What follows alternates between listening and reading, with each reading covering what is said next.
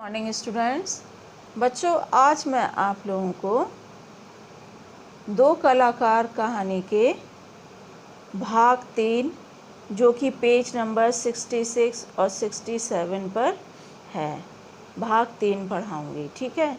पिछले भाग 2 में मैंने पढ़ाया था आप लोगों को अरुणा चित्रा के बनाए हुए चित्रों को निरर्थक बताते हुए कहती है कि बजाय तुम 2-4 बेसहारा लोगों को सहारा बना,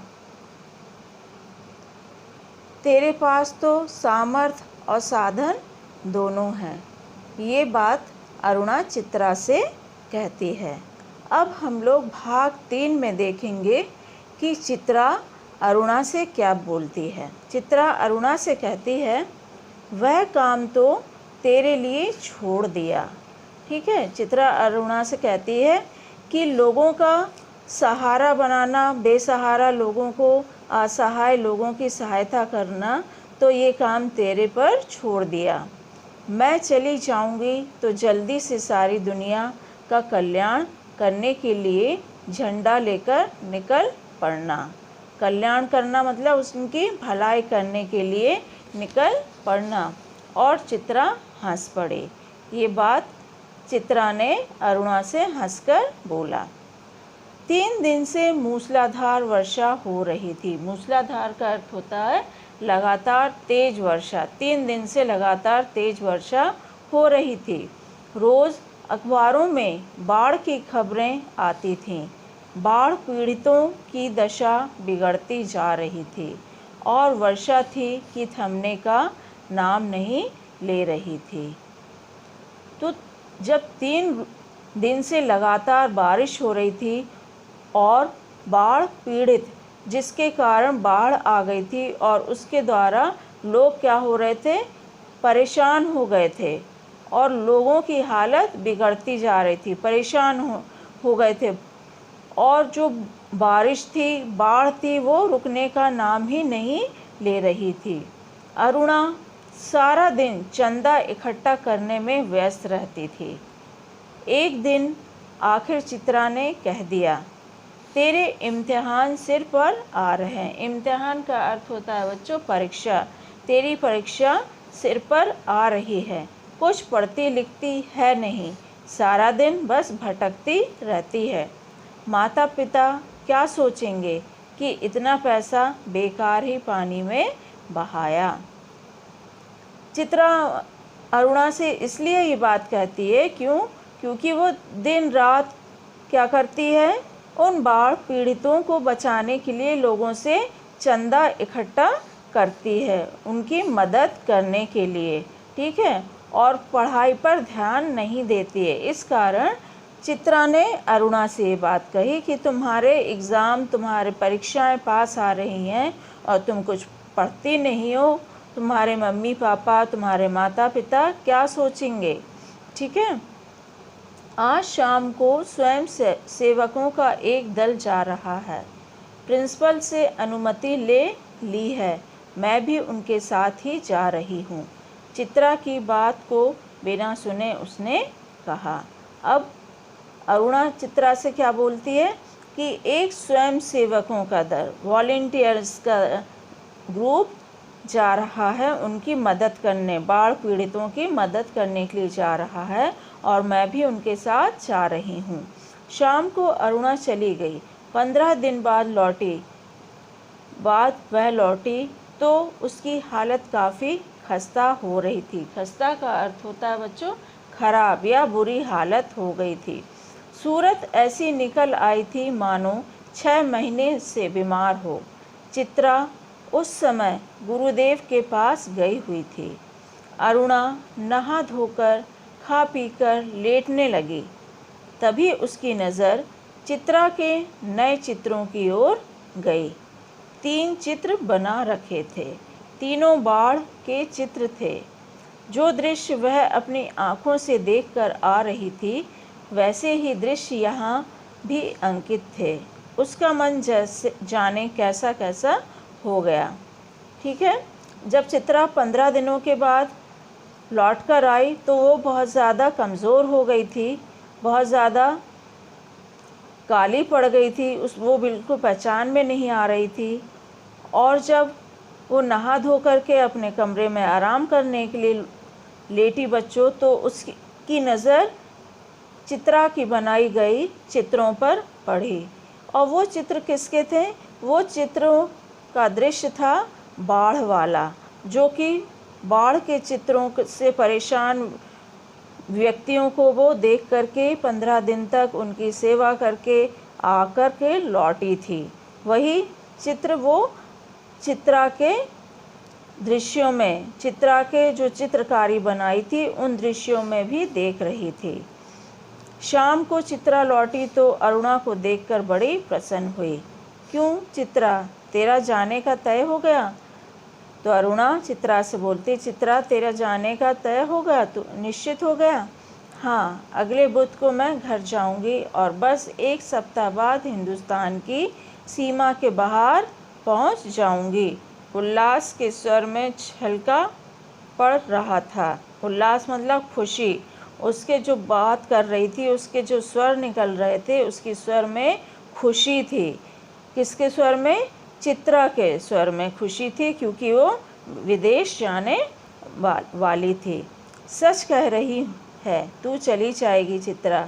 6 साल से साथ रहते रहते यह बात तो मैं भूल गई कि कभी अलग भी होना पड़ेगा। तू चली जाएगी तो मैं कैसे रहूँगी? उदासी भरे स्वर में अरुणा ने पूछा। लगा जैसे स्वयं से ही पूछ रही हो। कितना स्नेह था दोनों में, स्नेह मतलब प्रेम था दोनों में। सारा हॉस्टल उनकी मित्रता को ईर्ष्या की दृष्टि से देखता था। ईर्ष्या मतलब जलन से देखता था। उनकी मित्रता, उनकी दोस्ती इतनी पक्की थी कि सारे लोग उनकी दोस्ती को देखकर ईर्ष्या करते थे।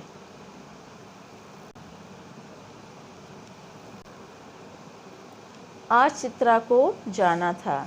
अरुणा सवेरे से ही उसका सारा सामान ठीक कर रही थी।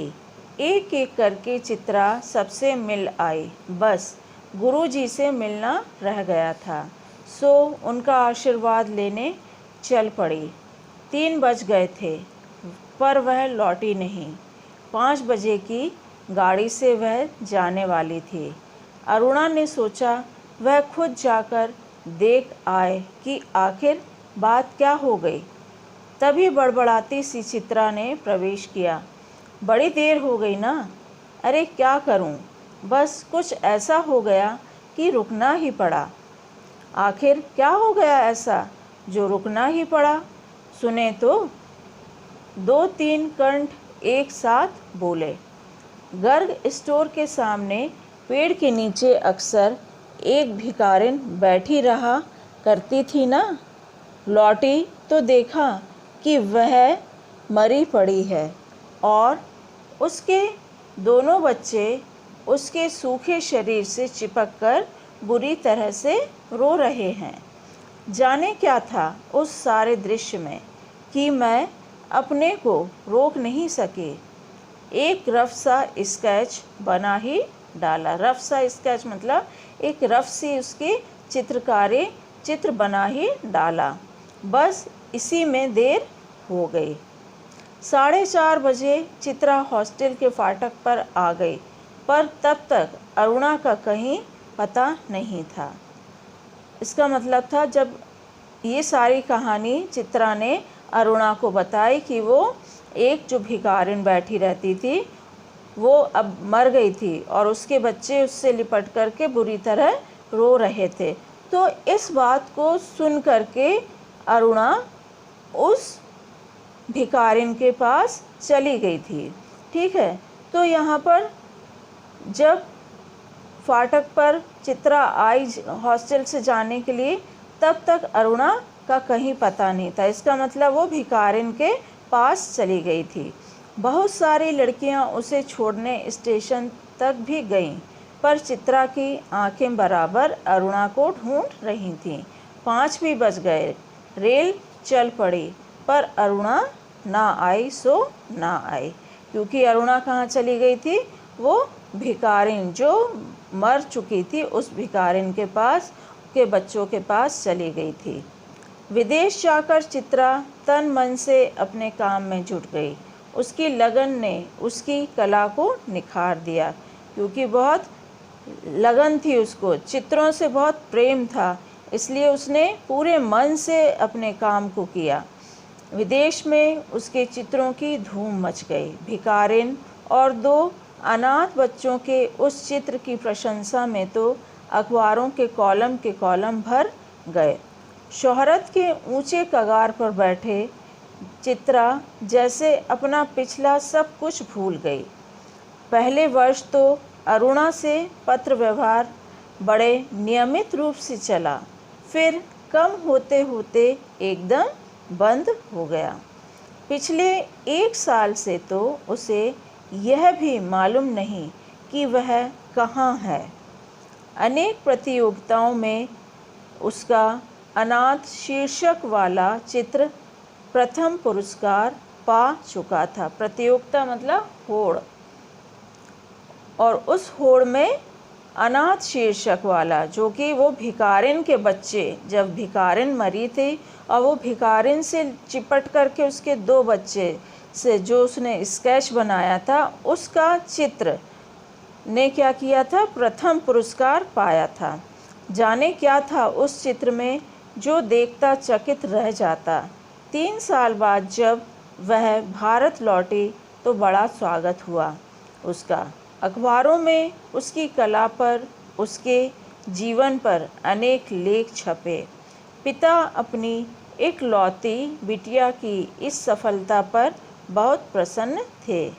दिल्ली में उसके चित्रों की प्रदर्शनी का विराट आयोजन किया गया। उद्घाटन करने के लिए चित्रा को ही बुलाया गया। विराट का अर्थ होता है बच्चों यहाँ पर बहुत बड़ा, और उद्घाटन का अर्थ होता है शुभारंभ। ठीक है, जब वो विदेश से वापस भारत आई तो वहाँ पर एक बहुत बड़ी प्रदर्शनी का आयोजन हुआ था, और वो प्रदर्शनी किसकी थी, चित्रा के बनाए गए हुए चित्रों की प्रदर्शनी थी, और उसके उद्घाटन के लिए चित्रा को वहाँ पर बुलाया गया था।